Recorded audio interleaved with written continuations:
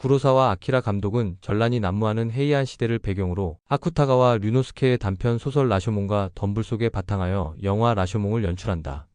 아쿠타가와 류노스케는 일본의 근대문학을 대표하는 천재 작가이다.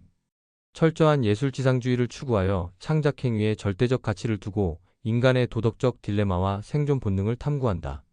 라쇼몽은 794년 간무천왕이 천도하면서 세운 스자쿠대로 남쪽에 위치한 헤이안교의 정문이다.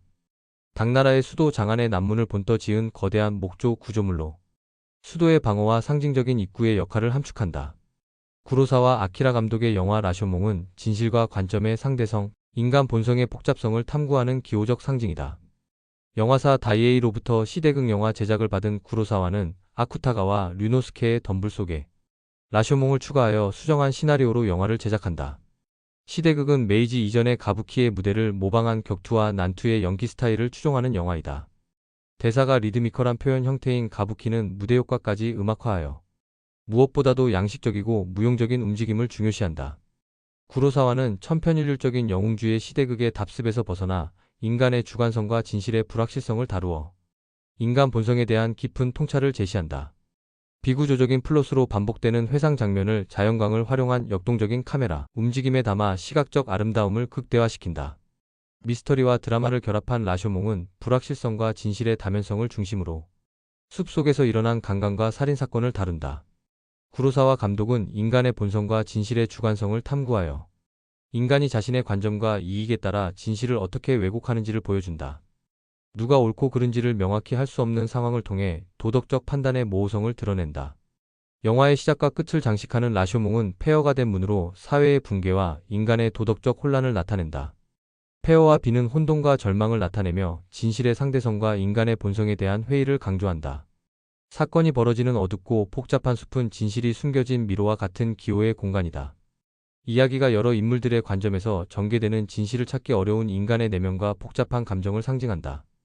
다중 관점 내러티브로 구성된 라쇼몽은 4명의 주요 인물의 시점을 통해 진실의 상대성을 강조하고 인간의 주관성과 기억의 왜곡을 드러낸다. 라쇼몽의 플롯은 반복적인 구조와 내러티브 포물선을 통해 전개된다. 전란이 난무하는 해이안 시대에 억수 같은 폭우가 쏟아지는 라쇼몽의 처마 밑에서 나무꾼과 승려가 의문의 사건에 대해 이야기를 나눈다. 사무라이 타케이로가 말을 타고 자신의 아내 마사코와 함께 오전에 녹음이 우거진 숲속길을 지나간다. 그늘 속에서 낮잠을 자던 산적 타조마루는 마사코의 예쁜 얼굴을 보고 사무라이를 포박한 후 그녀를 겁탈한다. 오후에 그 숲속에 들어선 나무꾼은 사무라이의 가슴에 칼이 꽂혀 있는 것을 발견하고 관청에 신고한다. 산적은 체포되고 행방이 묘연한 마사코도 불려와 관청에서 신문이 벌어진다. 겉보기에 명백한 듯한 사건이 나무꾼과 승려의 입을 통해 주요 인물들의 진술로 속 이야기가 제시된다. 나무꾼의 진술은 목격자로서 중립적 입장을 강조하려 하지만 나중에 그의 진술 역시 완전히 신뢰할 수 없음을 암시한다. 나무꾼이 사건 발생 후 숲속을 지나다 본 것은 사건 현장에 남겨진 물건들이 전부이다. 산적 타조마루의 진술은 자신을 강하고 용감한 인물로 묘사하려는 의도가 담겨 있다. 사무라이를 묶어두고 아내를 강간한 것은 사실이나 이후 사무라이와 결투를 벌여 그를 죽였다 말한다. 산적은 난폭하고 거칠며 자신의 행동을 정당화하려고 하는 인물이다. 사무라이의 아내 마사코의 진술은 그녀의 절망과 수치심을 강조하며 내면적 갈등을 드러낸다. 아내는 타조마루가 자신을 강간한 후 남편이 자신을 경멸하는 눈빛으로 바라보아 수치심의 사무라이를 죽였다 고백한다. 강인하면서도 복잡한 내면을 가진 여성으로 상황에 따라 자신의 진실을 만들어간다. 사무라이의 유령의 진술은 죽음 후에도 절망의 감정이 강하게 남아있음을 보여준다. 사무라이는 영매를 통해 타조마루와 아내가 함께 도망가려해 배신감에 자결했다 이야기한다.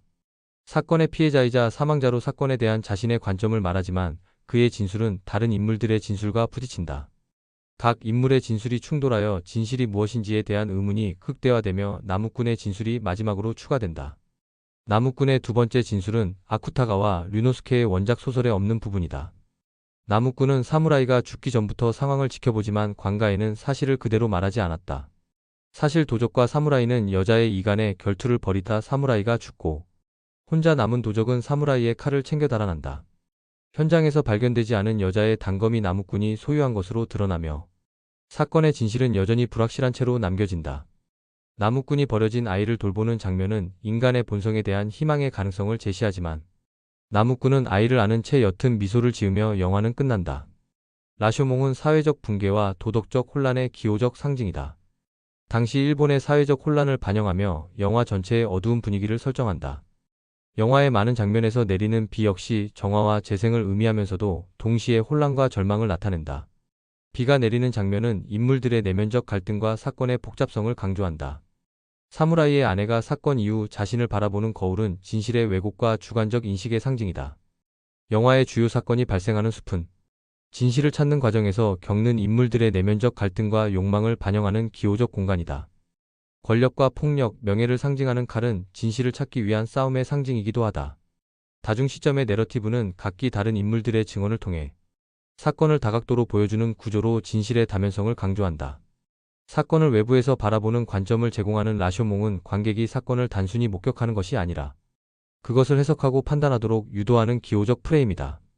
구로사와 아키라 감독은 빛과 그림자를 촬영해 중요한 콘셉트로 삼아 인간 속에 자리한 굴절된 마음의 음영을 잡아낸다. 인간 본성에 대한 깊은 통찰로 공감과 반향을 일으켜 1951년 베니스 영화제에서 황금사 자상을 수상하고 1952년 아카데미 명예상을 받는다.